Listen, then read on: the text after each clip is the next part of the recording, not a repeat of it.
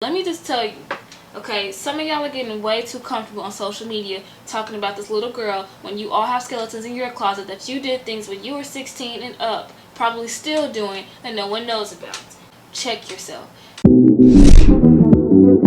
love is rated X. That means you're extraordinary. Hey everyone, it's Afro Angie for Kingdom and Community. And today we are going to talk about Miss Carol Sanchez, the 16-year-old girl who just reportedly faked her abduction. I have so many questions. I guess I just want to know, how did you think to fake your abduction? Did you think about what would happen when people found out that you faked it? Of course, a lot of people feel like a lot of different ways on this, as do I, because she's 16 years old. We see in news all the time about all the black girls that go missing and no one does anything about it, and this case gets national attention very soon, unlike the others, and we find out that it's fake.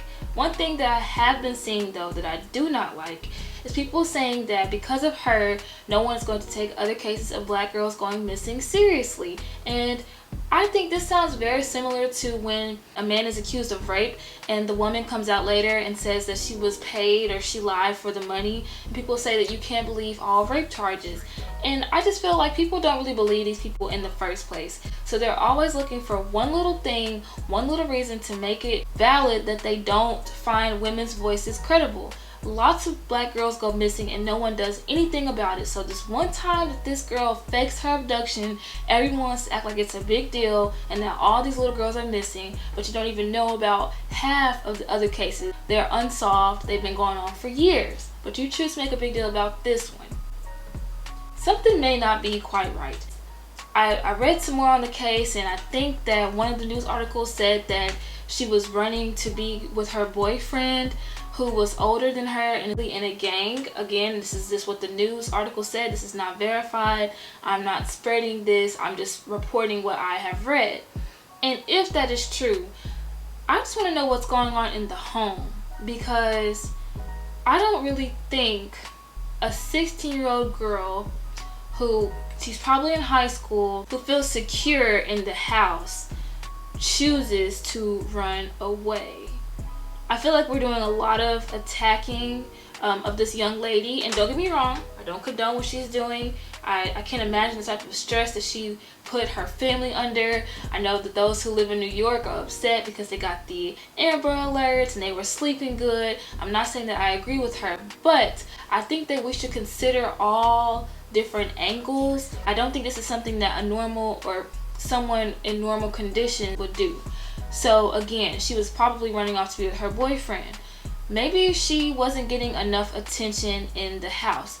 Now granted, when you are a teenager, sometimes you just don't think in your right mind. Sometimes you can get all the love in the world and you still want more. I'm not saying this to blame the mother, even though there are also reports that she ran away because her mom is overprotective, because her mom is trying to make them go back to Honduras. I was just thinking, like, you know, if my mom was overprotective and I ran away, I don't think that would make the situation better.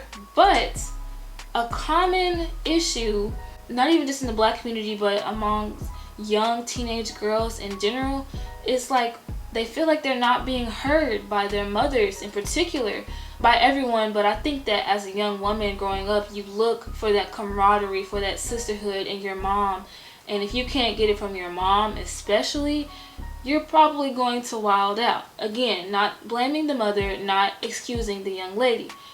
I just think we should consider all perspectives. I'm seeing way too much demonizing of the 16-year-old girl who is 16. I keep saying 16 because she's young. She's going to make dumb decisions that are not right. You know, in this case, it could have cost her life if it was a real situation. And we know that things like this happen all the time. But I just feel like if we continue to attack issues by attacking the problem and not the root of the problem, we're going to see the problems continue to happen, because the problem is not the problem itself, but it's what caused the problem in the first place. And so we look at this situation where we know that, where we have read two things: her mom is overprotective in her words, and she was going to be with her boyfriend. Those two things let me know something is not being dealt with in the house. And it makes me think about the other cases of the young ladies who are going missing. Sometimes we know people do go missing because they're running off to be with a predator. Something is not being given to these young ladies in the house. And so for them to already feel such an immense amount of pressure, they're looking for something. They're trying to fill a void at the tender age of 16. You know, I'm 22 and I still have my bad days. I would never run off with anyone, I don't think. Knock on wood. But I can't imagine, like, when you're not even able to process what you think is the right and wrong thing to do. And I don't care what anybody says. I know people will like to say, well, you should use common sense, you're old enough to know better. That is true, but the teenage brain is not even finished forming all the way. So we need to have some grace with her. We need to be thankful that she's still alive and look as a community, as a people, as a society, and think, what can we do better to prevent our young people from feeling like that's their only option, is to run away. I think that it's two-part. I think we have to teach the younger generation responsibility, to know to own up to their actions and to stick things out and not run. But I also think that they learned that from us. We only do things that serve us. We want to protect our peace and da da da da da. I feel like that sends a message that, like, if I don't like this, I can leave this. And that's very true, but what do we do? What are we teaching the younger generation when they can't really leave their house? What are we teaching the parents who may not feel like they're understanding their teenagers and they can't leave their children? Are we teaching each other just not to communicate? Are we teaching each other to just scatter when things go crazy? And so I think that we need to talk about her feeling like she had to run off with her boyfriend and her feeling like her mom was overprotective. We need to discuss how maybe we don't have enough sense of accountability towards one another in all forms of relationships, not just parent and child, but friendships, relationships. Anyways, for her to be feeling how she's feeling enough to want to leave the situation altogether, then to go on social media, and I don't know if she's been on social media yet, but for me, if I'm thinking, if I'm in her shoes and I see people making jokes saying that this is why I don't pay attention to Amber Alerts, this is why I don't react to when girls go missing, you probably never did in the first place, and you're just happy that you have an excuse to continue not looking. I even saw someone make a joke that said, I knew the whole thing was a hoax because no one's trying to kidnap a little girl with a Jerry curl. It's like, at one point does the compassion kick in, right? And I just don't get it. Because we always talk about mental health, but do we only care when someone kills themselves? Because this young lady was lucky enough to live. This was not a real kidnapping, so the sources say. We really don't even know the full story, but she's still alive. So that means that there's still a chance for her to change and grow from this. There's still a chance for her mom and her family to change and grow from this. So instead of us bashing her, making fun of her for being a teenager, let me just tell you, okay, some of y'all are getting way too comfortable on social media talking about this little girl when you all have skeletons in your closet that you did things when you were 16 and up, probably still doing, that no one knows about. Check yourself. Anyways, we still have time to help her, and we're just poking fun. I just don't see how that's productive. Just doing things for laughs and giggles, but this could be your daughter one day. This could be your sister, your cousin.